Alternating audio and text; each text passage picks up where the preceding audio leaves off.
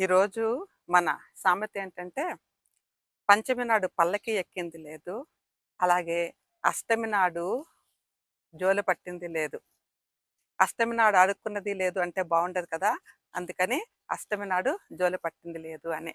అంటే ఇక్కడేంటంటే, ఈ పంచమి, షష్ఠి, సప్తమి ఇవన్నీ కూడా మన తెలుగు తిథులు.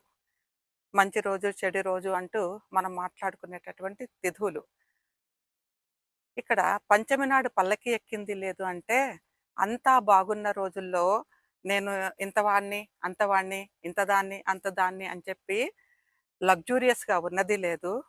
అలాగే కొంచెం తక్కువ ఆదాయం ఉన్నప్పుడు, లేదా సదుపాయాలు లేనప్పుడు, అంటే మంచి రోజులు కానప్పుడు, పరిస్థితి బాగుండనప్పుడు, జోల పట్టింది లేదు, అడుక్కున్నది లేదు అని అర్థం.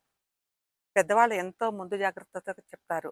ఇక్కడేంటంటే, ఉన్నప్పుడు, లేనప్పుడు ఎప్పుడు కూడా చక్కగా, సమర్థవంతంగా ఆ ఉన్న వనరుల్ని వాడుకుంటూ, లేదు అనే మాట రాకండా, సమయానుకూలంగా కుటుంబాన్ని నడిపించుకోవాలి అని ఒక పెద్ద మీనింగ్ ఉంది ఇందులో.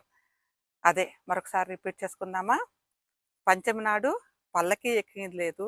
అలాగే అష్టమి నాడు జోలె పట్టింది లేదు. నువ్వు పెడతావా, నువ్వు పెడతావా అని అడుక్కున్నది లేదు. ఒకళ్ళ సహాయం కోసం ఎదురు చూసింది లేదు అని చెప్పి పెద్దలు చెప్పిన మాట. ఎంత అర్థవంతమైన సామెత కదా!